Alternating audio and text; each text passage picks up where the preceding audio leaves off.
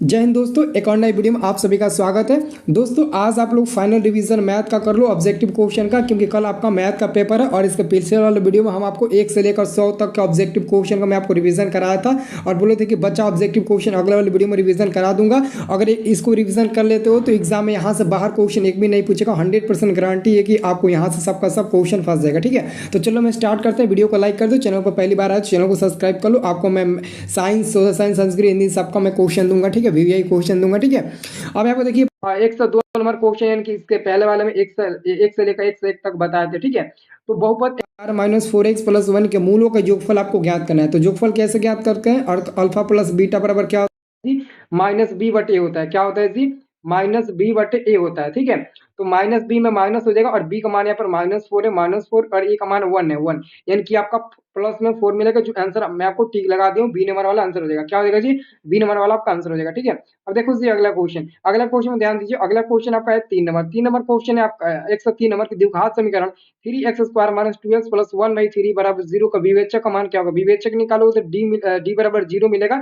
d बराबर क्या मिलेगा? 0 मिलेगा। फॉर्मूला क्या होता है? b² - 4ac निकाल कर देखो, इसका आंसर मिलेगा 0। ठीक है, अब देखो अगला क्वेश्चन 104 नंबर क्वेश्चन है। बहुपद 4x² - 4x + 1 के मूलों का गुणनफल इंटू अल्फा इंटू बीटा बराबर होता है क्या होता है? सी का मान आपको यहाँ से एक मिल जाएगा और ए का मान आपको 4 मिल जाएगा, यानी कि आपका सी नंबर वाला बिल्कुल करेक्ट आंसर है। ठीक है, अब देखो अगला क्वेश्चन देखिए। अगला क्वेश्चन आपका है 105 नंबर क्वेश्चन। यदि वर्ग का विकर्ण 16√2 सेमी है तो वर्ग की भुजा क्या होगा? मैंने आपको बोला था ना, वर्ग का विकर्ण क्या होता है? वर्ग का विकर्ण बराबर भुजा गुणे क्या होता है? √2 होता है। भुजा गुणे √2 होता है। तो विकर्ण आपको ऑलरेडी दे दिया 16√2, तो √2 से √2 कट जाएगा, आपका भुजा मिल जाएगा 16 सेंटीमीटर, जो आंसर बी नंबर में दिया गया। ठीक है, अब देखो अगला क्वेश्चन कह रहा है कि प्रथम 3 लगातार प्रकृत संख्याओं का माध्य है। तो प्रथम 3 यानी कि 1 + 2 + 3 और 3 अंक है तो 3 से भाग दो, ये मिलेगा 6/3, ये कट जाएगा 2 बार में, आंसर आपका बी नंबर वाला 2 हो जाएगा। ठीक है, अब देखो अगला क्वेश्चन tan 60 डिग्री का मान होता है। देखो जी tan 60 डिग्री का मान होता है आपका √3 का मान क्या होता है? √3 होता है, याद रख लो। अब देखो जी अगला क्वेश्चन आ गया साइन 18 डिग्री बटे cos 72 डिग्री। तो साइन 18 डिग्री बटे cos 72 डिग्री का मान क्या होगा जी? 1 मिलेगा। 1 क्या मिलेगा? 1 मिलेगा। देख लो जहां भी होगा 1 यहाँ पर टिक लगा देना, यहाँ पर बी नंबर में 1 मिल जाएगा। ठीक है, अब देखो जी अगला क्वेश्चन बिंदु 2,3 की दूरी मूल बिंदु से क्या होगा? तो मूल बिंदु से दूरी क्या होता है? मैं फार्मूला आपको क्या बताया था? x² + y² अंदर में मैंने आपको फार्मूला बताया था। और यहाँ पर x का मान 2 काम करेगा, 2 दूना 4, ये आपका 3 काम करेगा, यानी कि 3 तरीका 9, ये आपका मिल जाएगा अंदर रूट में √13। ठीक है, अंदर रूट में √13 मिल जाएगा, आंसर आपका सी नंबर वाला हो जाएगा जी। ठीक है, अब देखिए जी अगला क्वेश्चन जरा गौर से देखिएगा। अगला क्वेश्चन कह रहा है कि एक अर्धगोलक आयतन क्या होता है? 2/3 πr³ होता है। अर्धगोलक आयतन दिया है आपका 19,404 दिया है और कह रहा है कि अर्धगोलक का कुल पृष्ठीय क्षेत्रफल। तो यहाँ से r का मान आप लोग निकाल लीजिएगा। जब r का मान निकल जाएगा तो 3πr² में r का मान आप लोग रख दीजिएगा। अर्धगोलक का संपूर्ण पृष्ठीय क्षेत्रफल मिल जाएगा। ठीक है, आंसर आपका ए नंबर मिलेगा 41 से 58। ठीक है, अब देखो जी अगला क्वेश्चन 111 नंबर प्रश्न है कि 1 + tan² थीटा 1 + tan² a बराबर क्या होगा जी? sec² हो जाएगा, sec² हो जाएगा। क्या हो जाएगा जी? sec² हो जाएगा। यहाँ पर आप लोगों का आंसर ए नंबर मिल जाएगा। अब देखो जी अगला क्वेश्चन कह रहा है कि निश्चित घटना की प्रायिकता होती है। देखो जी निश्चित घटना की प्रायिकता का मान क्या होता है जी? 1 होता है। निश्चित घटना की प्रायिकता का मान क्या होता है जी? 1 होता है। सब लोग याद रखो क्या होता है? 1 होता है तो 1 होता है। ठीक है, अब देखो जी अगला क्वेश्चन आपका 113 नंबर प्रश्न है। बिंदु O और Q को मिलाने वाली रेखाखंड का मध्य बिंदु कैसे निकालते हैं? दोनों बिंदु का पहला जोड़ो, 2 से भाग दो, फिर दोनों बिंदु का दूसरा जोड़ो, 2 से भाग दो। देखो कितना मिला? -4, ये 6 मिलेगा। -4 यानी कि 6, ऑप्शन नंबर आपका डी नंबर करेक्ट आंसर होगा जी। अब देखो जी अगला क्वेश्चन करेंगे 2 वृत्तों की परिधियों का अनुपात 2 और 3 का अनुपात में दिया, तो उनकी त्रिज्याओं का अनुपात क्या होगा? हूबहू वही हो जाएगा। जो दिया परिधि का अनुपात वही आपका त्रिज्या का भी अनुपात मिल जाएगा, ऑप्शन नंबर बी हो जाएगा। ठीक है, अब देखो जी अगला क्वेश्चन गौर से देखो। अगला क्वेश्चन कह रहा है कि किसी असंभव घटना की प्रायिकता होता है। देखो जी असंभव घटना की प्रायिकता का मान 0 होता है। क्या होता है? असंभव घटना की प्रायिकता का मान 0 होता है, संभव घटना की प्रायिकता का मान 1 होता है। तो यहाँ पर असंभव पूछा है तो 0 हो जाएगा। अब देखो जी अगला क्वेश्चन कह रहा है कि निम्नलिखित में से √2 किसके बराबर है? देखो जी √2 जो है ना वो sec 45 डिग्री के बराबर होता है, क्योंकि sec 45 का मान होता है √2। देखो गौर से देखो, ऑप्शन नंबर बी वाला आपका आंसर होगा। ठीक है, चलो अगला क्वेश्चन देखो, अगला क्वेश्चन कह रहा है कि निम्नलिखित में कौन अपरिमेय संख्या, ये क्वेश्चन पिछले वाले वीडियो में बताए थे, ये आपका होगा √75 बटे √48, यही आपका परिमेय संख्या होगा, क्योंकि ये आपको ये कटाने पर रूट से बाहर मिल जा रहा है, देख लेना, ठीक है। अब देखो ये क्वेश्चन एकदम लाजवाब क्वेश्चन है, परीक्षा में आएगा ही आएगा ये क्वेश्चन, पक्का ये क्वेश्चन चैलेंज आएगा। 9 sec स्क्वायर माइनस 9 10 स्क्वायर बराबर होगा, बताइए तो 9 sec स्क्वायर माइनस 9 10 स्क्वायर किसके बराबर है? तो दोस्तों यहाँ पर 9 कॉमन लेंगे, 9 कॉमन लेने के बाद यहाँ पर बचेगा 9 sec square minus sec square minus 10 square अंदर ब्रैकेट में बचेगा, और ये 9 हो जाएगा गुणे इसका मान मैंने 1 बताया था आपको, तो ये 9 गुणे 1 यानी कि 9 आपका आंसर मिलेगा, ये आपका बी नंबर वाला है। ये क्वेश्चन अच्छे से याद करो, ठीक है। अब देखो जी अगला क्वेश्चन कह रहा है कि यदि दो बिंदु पी और क्यू के बीच की दूरी आपको ज्ञात करें, दूरी ज्ञात करिए, तो यहाँ पर 2 का स्क्वायर 4 में से 2 गया, 2 का स्क्वायर 4, फिर 1 में से 3 गया -2 का स्क्वायर 4 ही मिलेगा, या आपका रूट में 8 मिलेगा, और इसको तोड़ोगे तो 2√2 मिलेगा। देख लो जी 2√2 इकाई मिल गया। अब यहाँ पर आंसर में आपको ए नंबर में ही दे दिया गया 2√2, ठीक है, 2√2 आंसर मिला है जी, देख लो। अब देखो जी अगला क्वेश्चन आपका 120 नंबर आपका प्रश्न कह रहा है कि दो परिमेय संख्याओं के बीच कितनी परिमेय संख्या हो सकती है? तो हो सकती है, तो याद रखना आपको, दो परिमेय संख्याओं के बीच हम लोग अनंत अपरिमेय संख्या, मतलब कि दो परिमेय संख्याओं के बीच अनंत अपरिमेय संख्या हो सकती है। कितनी? अनंत अपरिमेय संख्या हो सकती है जी। कितनी हो सकती है? तो अनंत अपरिमेय संख्या हो सकती है। देखो जी अगला क्वेश्चन 121 नंबर है। 121 नंबर प्रश्न है कि किसी बराबरता का बहुलक होता है। देखो किसी बराबरता का बहुलक क्या होता है? अधिकतम बराबरता मान होता है। ये आपका सी नंबर होगा, अधिकतम बराबरता मान होता है। क्या होता है जी? अधिकतम बराबरता मान होता है जी, सी नंबर होगा। अब देखो जी अगला क्वेश्चन 122 नंबर क्वेश्चन है, यदि ए बी सी एपी में हो तो इसका समांतर माध्य क्या होगा? तो a+c/2 होता है। क्या होता है समांतर माध्य? यानी कि बीच वाला क्या हो जाएगा? a+c/2 हो जाएगा समांतर माध्य, आपका ए नंबर वाला आंसर हो जाएगा, ठीक है। अब देखो जी अगला क्वेश्चन गौर से देखो क्वेश्चन कह रहा है कि निम्नलिखित भुजाओं वाले त्रिभुज में कौन सा समकोण होगा? देखो गौर से आप लोग देखिएगा तो आंसर आपको जरूर मिलेगा। यहाँ पर आप लोग देखिए कोई भी एक ऐसा नहीं ऑप्शन नहीं है जो मैच आपको नहीं करेगा ऑप्शन नंबर ए को छोड़कर। ऑप्शन नंबर ए देखो, यहाँ पर अगर मैं 17 का स्क्वायर करता हूँ, 17 का स्क्वायर करके मैं बराबर 15 का स्क्वायर प्लस 8 का स्क्वायर करता हूँ, तो ये आपका 289 मिलेगा, ये आपका 225 मिलेगा, 225 और 225 और ये मिलेगा आपका 64। इन दोनों को जोड़ो 289 के बराबर आएगा, तो पक्का ये समकोण होगा, ठीक है। अब देखो जी अगला क्वेश्चन गौर से देखो, ये क्वेश्चन गौर से देखो, सभी विद्यार्थी लोग गौर से देखो। क्वेश्चन कह रहा है कि दो समद्विबाहु त्रिभुज के कोण तथा उनके क्षेत्रफल कितने का अनुपात में? 16 और 25 का अनुपात में, उनकी ऊंचाइयों का अनुपात क्या होगा? बहुत इजी क्वेश्चन, क्या बताओगे? 4 और 5, बहुत इजी क्वेश्चन है, ठीक है। चलो जी अगला क्वेश्चन आपका 125 नंबर क्वेश्चन है।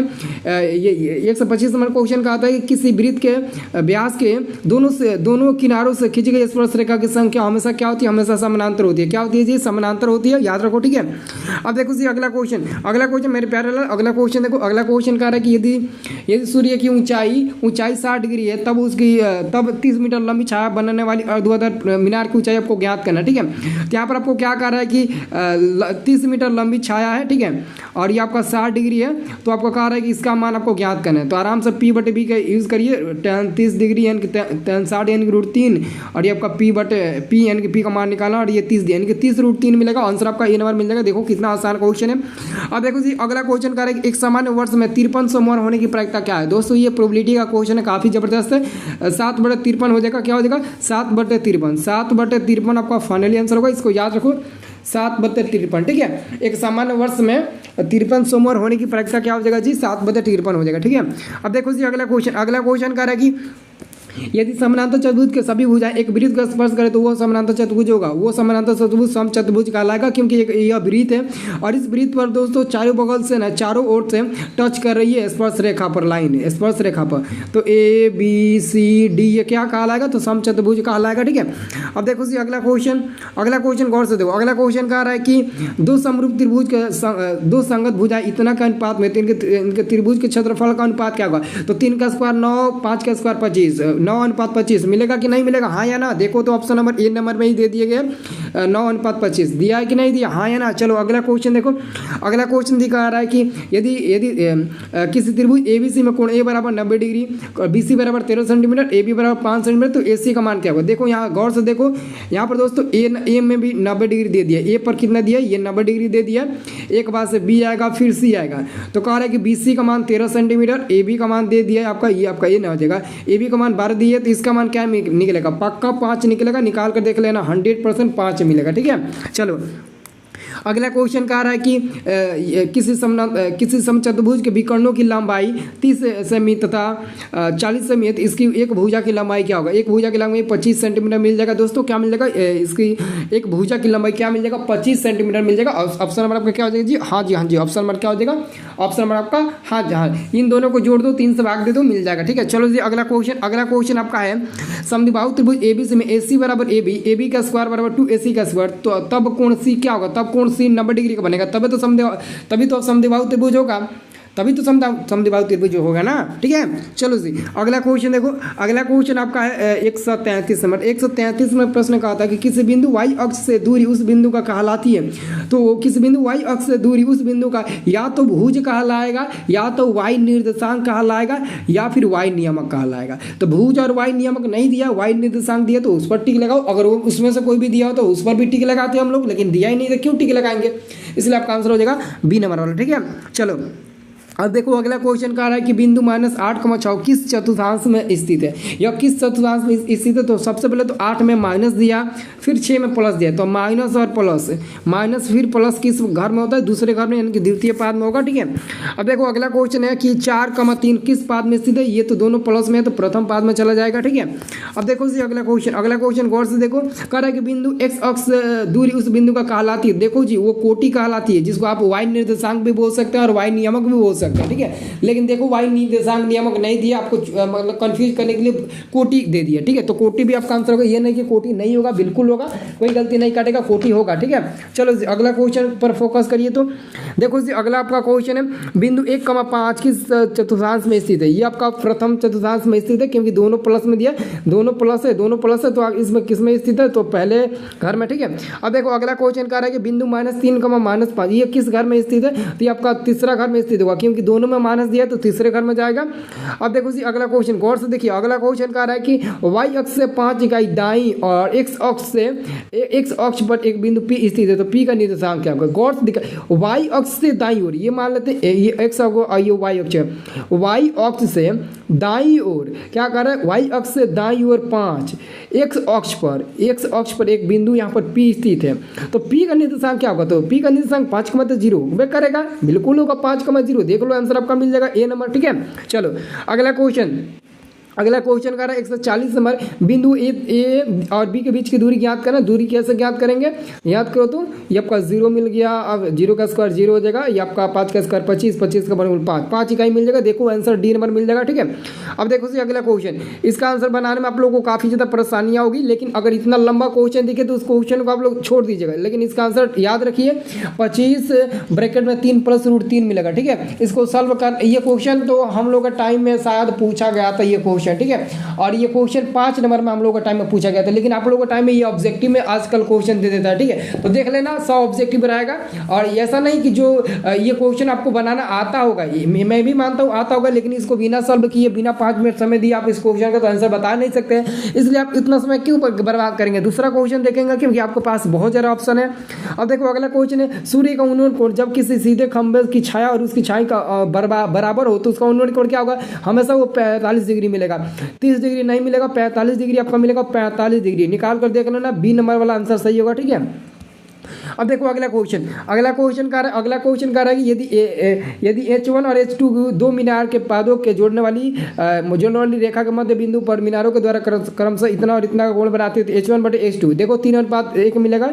इस लंबे क्वेश्चन को आप लोग छोड़ दीजिएगा। ठीक है, अब देखो अब इस क्वेश्चन बना लीजिएगा। 6 मीटर ऊंचे खंभे 6 मीटर ऊंचे खंभे की छाया पृथ्वी पर 2√3 मीटर लंबी है, तो सूर्य का उन्नयन कोण क्या होगा? सूर्य का उन्नयन कोण यहाँ पर 60 डिग्री मिलेगा। कैसे 60 डिग्री मिलेगा? आपको पता है मीटर 6 मीटर ऊंचे, तो आप tan का प्रयोग करेंगे, tan थीटा का प्रयोग करेंगे, तो 6 मीटर ऊंचे यानी कि P का मान दिया 6 और ये आपका मान दिया √2। ठीक है, ये कट जाएगा आपका कितना बार में? 3 बार में। ठीक है, और ये कटेगा, ये भी कटेगा √3 बार में, और आपको पता है कि tan थीटा बराबर √3 tan 60 का मान होता है, तो tan 60 ये कट जाएगा, थीटा बराबर 60 डिग्री मिल जाएगा। ठीक है, चलो अगला क्वेश्चन देखो। इसका ये क्वेश्चन दोनों सेम आ गया, छाया और उसके खंभे की ऊंचाई दोनों सेम है, तो इसका 45 डिग्री आंसर मिलेगा। ठीक है, अब देखो अगला क्वेश्चन अगला क्वेश्चन का आंसर बताओ क्या होगा। कह रहा है कि 5 मीटर ऊंची उदग्र मीनार के पास से 5 मीटर दूरी पर 5 मीटर की दूरी पर एक मीनार की चोटी का यूनियन कोण क्या होगा। तो देखो दोनों 5-5 मीटर दिया, यानी कि पी का भी मान 5 मीटर दिया, बी का भी मान 5 मीटर दिया है। तो tan थीटा बराबर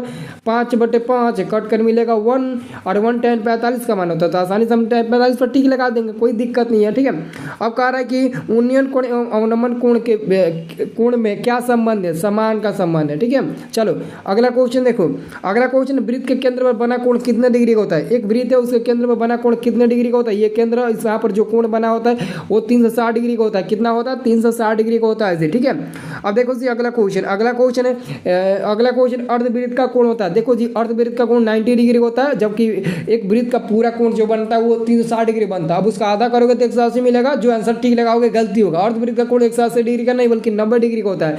180 गलती हो जाएगा, मत टिक लगाना, बिल्कुल मत लगाना। ठीक है, चलो अगला क्वेश्चन आपका देखिए। अगला क्वेश्चन क्या है, अब देखो जी अगला क्वेश्चन 150 नंबर ना। हाँ जी 150 नंबर आपका क्वेश्चन है। बाह्य स्पर्श करने वाली दो वृत्तों को उपनिष्ठ स्पर्श रेखाओं की संख्या कितनी होती है। तो आंसर मिल गया आपका 3। ठीक है, अब देखो जी अगला क्वेश्चन का आ रहा है कि किसी बाह्य बिंदु से वृत्त पर खींची गई स्पर्श रेखाओं की लंबाई या क्या होती है। तो आपस में समान होती है। मैंने आपको बताया था ना, ये आपका वृत्त हो, यहाँ से अगर बाह्य बिंदु पी है, यहाँ से अगर स्पर्श रेखा 2 खींचते हैं, ये दोनों स्पर्श रेखाएं आपस में बराबर होती है। ठीक है, चलो अगला क्वेश्चन आपका है, किसी वृत्त पर बाह्य बिंदु से कितनी स्पर्श रेखाएं खींच सकते हैं। तो मात्र हम लोग 2 स्पर्श रेखाएं खींच सकते हैं। कितने, तो 2 हम लोग स्पर्श रेखाएं खींच सकते हैं। ठीक है, चलो अगला क्वेश्चन देखो जी। अगला क्वेश्चन का आंसर बताओ। अगला क्वेश्चन का आंसर क्या होगा। वृत्त के कह रहा है कि वृत्त CO, R के अंत भाग में एक बिंदु P है, तो निम्न में कौन सा सत्य है। ठीक है, आपका A नंबर वाला आंसर सही हो जाएगा। ठीक है, चलो अगला क्वेश्चन देखो। वृत्त की सबसे बड़ी जीवा होती है। देखो जी वृत्त की जो सबसे बड़ी जीवा होती है उसको हम लोग व्यास कहते हैं। व्यास यानी कि व्यास D बराबर क्या होता है, 2R होता है जी। त्रिज्या का दुगुना व्यास कहलाता है। ठीक है, चलो अगला क्वेश्चन आपका है। अगला क्वेश्चन देखिए, गौर से देखिए अगला क्वेश्चन को। यदि समानांतर चतुर्भुज के सभी भुजाएं एक हो तो वह समानांतर चतुर्भुज कैसा होगा। तो वो समचतुर्भुज होगा। क्या होगा, समचतुर्भुज होगा। ठीक है, अब देखो जी अगला क्वेश्चन, गौर से देखो अगला क्वेश्चन आपका कह रहा है। अगला क्वेश्चन कह रहा है कि यदि 2 वृत्त एक दूसरे को बाहर से छूते हैं तो दोनों वृत्त के एक साथ गुजरने वाली स्पर्श रेखा की संख्या, हाँ एक ही मिलेगा। क्या मिलेगा, एक ही मिलेगा। ठीक है, यहाँ पर देख सकते हो एक दिया, तो एक ही आप लोगों को टिक लगाना है। ठीक है, अब देखो जी अगला क्वेश्चन 157 नंबर प्रश्न कर रहा है कि PQRS एक समानांतर चतुर्भुज पूर्णतः वृत्त से घिरा हुआ है, तो यह एक होगा। तो यह क्या होगा, समलम चतुर्भुज होगा जी। क्या होगा, समलम चतुर्भुज होगा। याद रखना समलम चतुर्भुज। ठीक है, अगला क्वेश्चन है, ठीक 4:24 अपराह्न पर घंटे की सुई दोपहर के बाद कितने डिग्री में घूम जाती है। 132 डिग्री में घूम जाती है। 132 डिग्री में आपको पता है ना, 1 मिनट में कितने डिग्री का कोण बनाती है, 6 डिग्री का कोण बनाती है। ठीक है, और 1 सेकंड में कितने डिग्री का कोण बनाएगी। तो उसका हाँ ठीक है वेरी गुड। हाँ ठीक है चलिए कोई बात नहीं है, बट आप लोग याद करो 1 मिनट में 6 डिग्री का बनाती है। तो 4 अपराह्न कितना बनेगा, 132 डिग्री। ठीक है, चलो अगला क्वेश्चन देखो। किसी त्रिभुज के तीनों लंब यानी कि ऊंचाई के मिलान बिंदु को क्या कहते हैं। तो यहाँ पर आपका आंसर मिल जाएगा डी नंबर, लंब बिंदु कहते हैं। क्या बोलते हैं दोस्तों, लंब बिंदु उसको हम लोग बोलते हैं। ठीक है, अब देखो जी अगला क्वेश्चन, 8 सेमी त्रिज्या के वृत्त पर 2 स्पर्श रेखाओं की संख्या क्या होती है। 8 सेमी त्रिज्या के वृत्त पर 2 स्पर्श रेखाओं की संख्या क्या होती है, 16 सेंटीमीटर होती है। ठीक है, ध्यान से देखना। ठीक है, चलो अगला क्वेश्चन आपका है 161 नंबर का है कि यदि किसी वृत्त के 2 समानांतर स्पर्श रेखाओं के बीच की दूरी क्या है, 12 सेंटीमीटर, तो उसकी त्रिज्या क्या होगा, 8 सेंटीमीटर मिल जाएगा जी। 8 सेंटीमीटर मिल जाएगा, डी नंबर वाला होगा। अब देखो जी अगला क्वेश्चन कह रहा है कि किसी वृत्त के केंद्र से 13 सेमी की दूरी पर स्थित पी बिंदु से स्पर्श रेखा खींची गई है जिसकी लंबाई 12 सेंटीमीटर है। तो वृत्त की त्रिज्या क्या होगा, पक्का 5 मिलेगा, 100% 5 मिलेगा। यही यहाँ पर दिखाई दे रहा है, समकोण में लागू हो जाएगा। ठीक है, 5 मिलेगा पक्का। देख लो यहाँ पर डी नंबर में 5 दिया तो 5 ही मिलेगा। ठीक है, चलो अगला क्वेश्चन देखो। अगला क्वेश्चन आपका कह रहा है, अगला क्वेश्चन गौर से पढ़ो। ठीक है, सभी लोग गौर से क्वेश्चन पढ़ो। क्वेश्चन कह रहा है कि यदि वृत्त के बाह्य बिंदु P से 2 स्पर्श रेखा PA तो PB खींच गई है। PA बराबर 4 सेंटीमीटर, तो PB की लंबाई क्या होगा, जितना PA होगा उतना PB होगा, दोनों बराबर होता है। ठीक है, अब देखो अगला क्वेश्चन कह रहा है कि एक रेखा जो वृत्त को दो भिन्न बिंदुओं पर प्रतिच्छेद करती है तो वह कहलाती है, इनमें से कोई नहीं। आंसर आपका डी नंबर मिलेगा।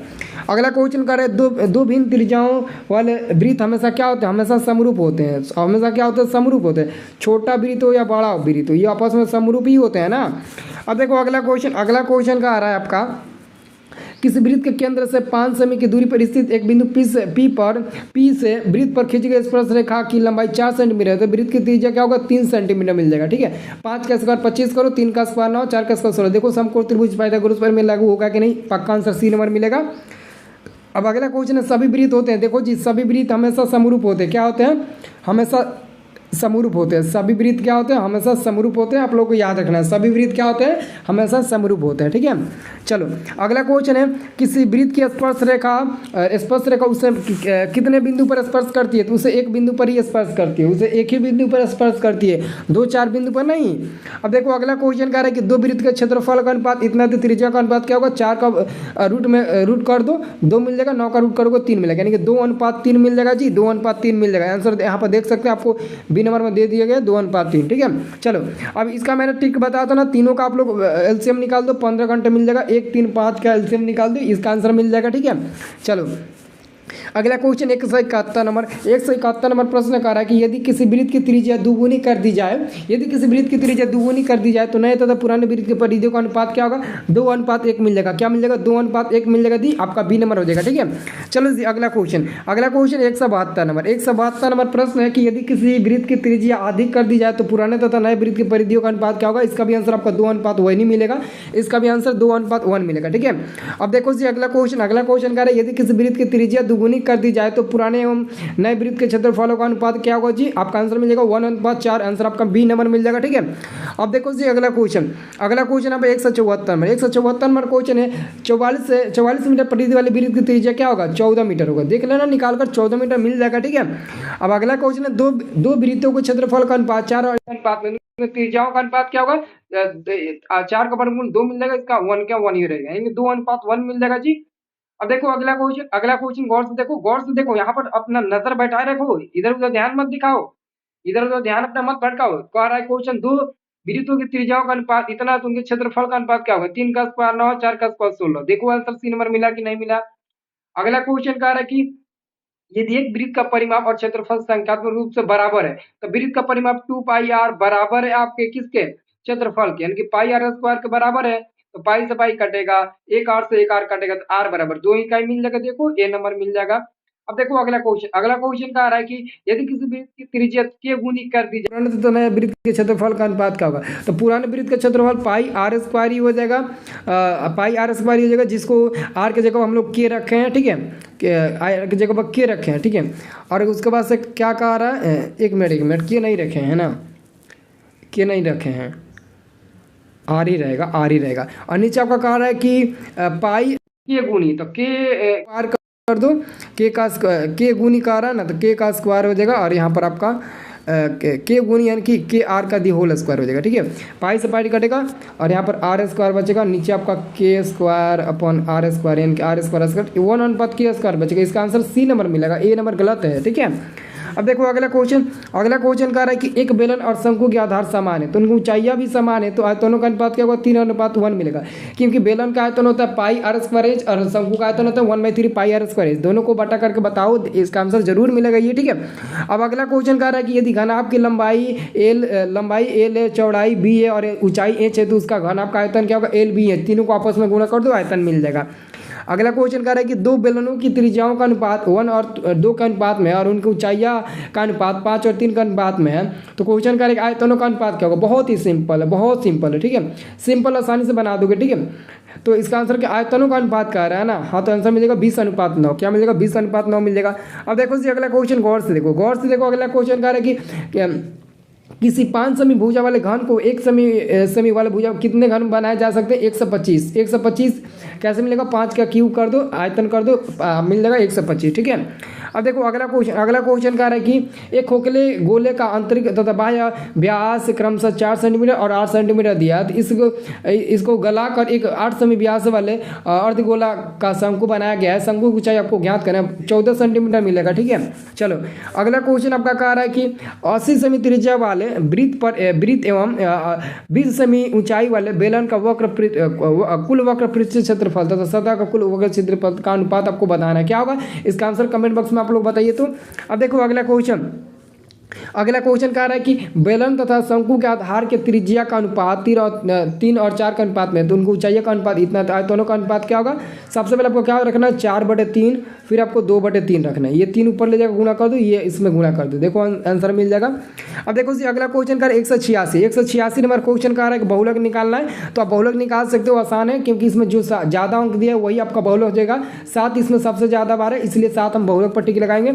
अब देखो इसमें कौन सा संख्या है सबसे ज़्यादा बार? देखो तो 5 है ना, यहाँ पर 4 बार 5 दिया है, तो आपका आंसर क्या हो जाएगा? आपका 5 हो जाएगा। 4 नहीं बल्कि 5 होगा, क्योंकि 5 ही एक ऐसा संख्या है जो सबसे ज़्यादा बार आपको यहाँ पर दिखाई दे रहा है। ठीक है।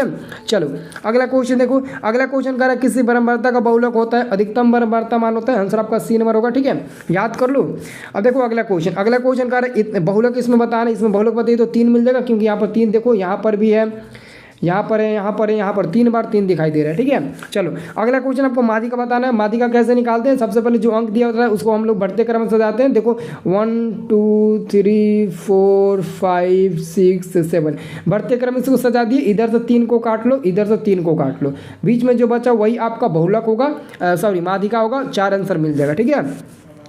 अगला क्वेश्चन कर 191 नंबर, प्रथम 5 पूर्ण संख्याओं का माध्य कौन होगा? आपका आंसर मिल जाएगा 2 मिलेगा। 0 + 1 + 2 + 3 + 4/5 से भाग दे दो, 5 अंक है, मिल जाएगा आपका 10/5 कट के मिल जाएगा आपका 2 आंसर मिल जाएगा। ठीक है।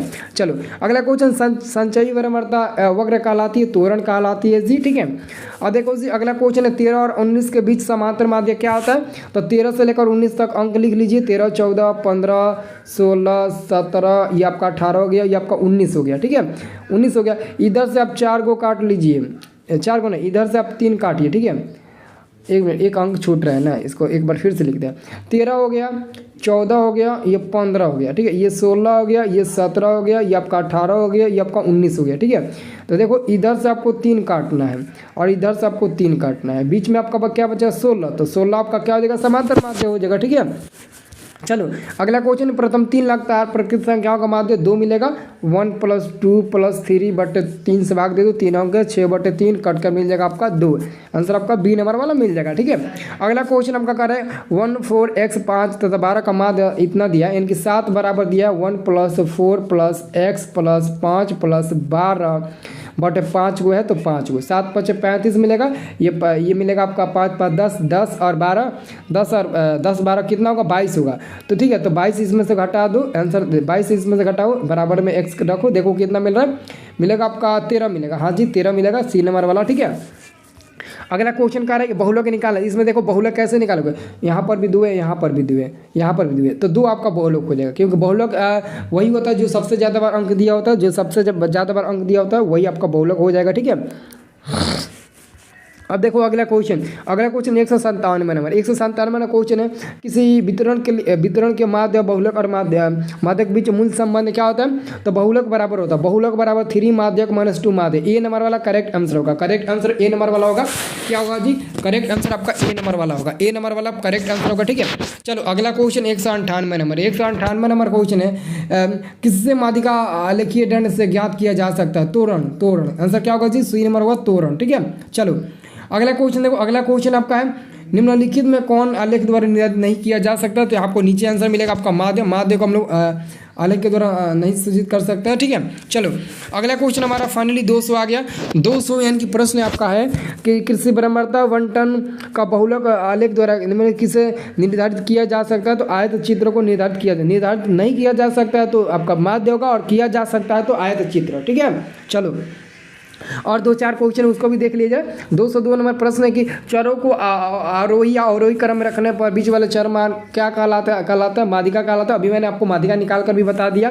करे प्रथम 10 प्रकृत संख्याओं का माध्य क्या होगा। देखो जी, प्रथम 10 प्रकृत संख्याओं का माध्य कैसे निकालते हैं, मैंने आपको फॉर्मूला बताया था n × n+1/2। आप लोग फॉर्मूला याद रखना। तो n का मान 10 रखो, फिर 10+1/2 रखो, ठीक है। प्रथम 10 सम प्रकृत संख्या ना क्या कह रहा है, प्रथम 10 सम प्रकृत संख्या का जोगफल कर रहा है ना। प्रकृत संख्या सम कहेगा तो नहीं होगा ना, ये सम वाला फार्मूला। अगर लगातार कहेगा, लगातार के लिए वो फार्मूला आता है। तो सम के लिए क्या होगा, सम के लिए काम करो, लगातार जोड़ो, 2 + 4 + 6 + 8 + 10 प्लस ऐसे करते करते आप जोड़ कर जाओ, आपका 11 आंसर मिल जाएगा, ठीक है। चलो अब देखो, त्वरण खींचने के लिए वर्ग अंतरालों का होना चाहिए, अपवर्जी होना चाहिए, आंसर बी नंबर मिलेगा, ठीक है। अगला क्वेश्चन 2 से 4 नंबर, एक साथ दो पासे को उछालने पर प्राप्त संख्याओं को जोड़ 7 होने की प्रायिकता क्या होगा।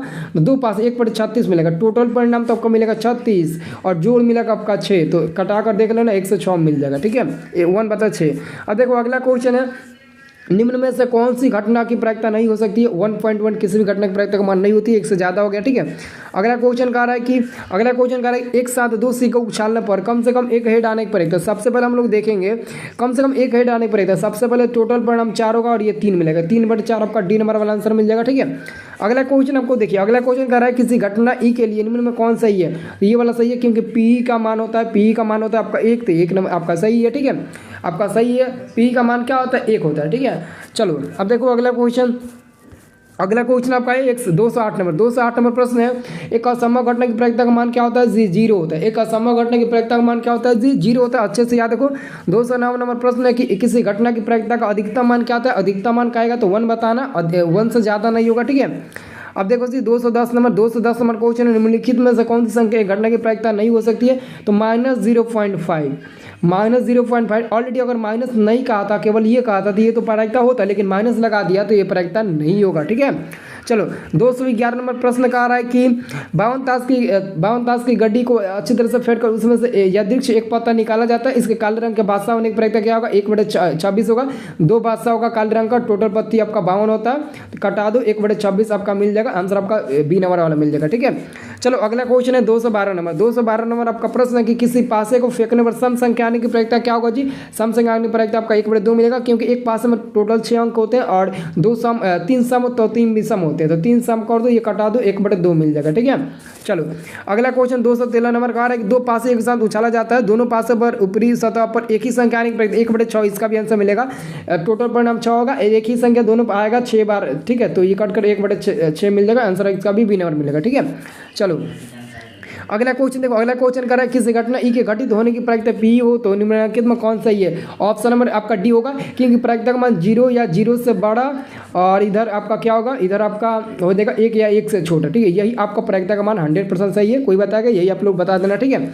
अगला क्वेश्चन है 215 नंबर जी, देखो जी गौर से देखो 215 नंबर प्रश्न, निम्नलिखित में कौन सी घटना की प्रायिकता नहीं हो सकती है। तो 2.5 ये तो अधिक हो गया ना, 1 से, ये नहीं होगा, ठीक है। अगला क्वेश्चन सबसे छोटी भाज्य संख्या और सबसे छोटी अभाज्य संख्या का मौसा 2 मिलता है। सबसे छोटी भाज्य संख्या 4 और सबसे छोटी अभाज्य संख्या 2 होती है।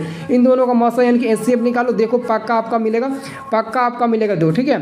अब देखो अगला क्वेश्चन 217 नंबर क्वेश्चन, 2 लगातार संख्याओं का मौसा क्या होगा, 1 मिलेगा।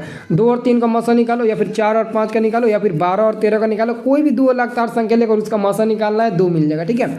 अगला क्वेश्चन कितने 2 अंकों की संख्या 3 से विभाज्य है। 30 मिलेगा, क्या मिलेगा, 30 मिलेगा। 1 से लेकर 9 तक छाट दो, बाकी 90 को आप 3 से भाग दे दो, 30 मिल जाएगा, ठीक है। चलो अगला क्वेश्चन 2 संख्याओं का गुणनफल इतना दिया, तो मान लेते 86 70 2 संख्याओं का गुणनफल दे दिया और एक दिया मौसा दिया इतना, और तो आपको लौसा निकालना है, तो ये कटा दो, कितना 5 बार में कटेगा, ये 1 बार में, 5 से 10 बार में आंसर मिल जाएगा, क्योंकि 2 संख्याओं का गुणनफल बराबर क्या होता है, एलसीएम गुणे एचसीएफ होता है, ठीक है। तो दोस्तों इसके बाद मैं आपको त्रिकोणमिति का कुछ क्वेश्चन बताऊंगा, ठीक है, उसको याद कर लेना, ठीक है। बस आपका इतना ही खत्म हो गया। अगर इतना देख लेते हो तो पूरा आपका मैथ का क्वेश्चन एकदम आप लोग ठीक लगा करिएगा, एक भी गलती नहीं करेंगे, ठीक है। तो फटाफट वीडियो को लाइक कर चैनल को सब्सक्राइब कर लीजिए, ठीक है।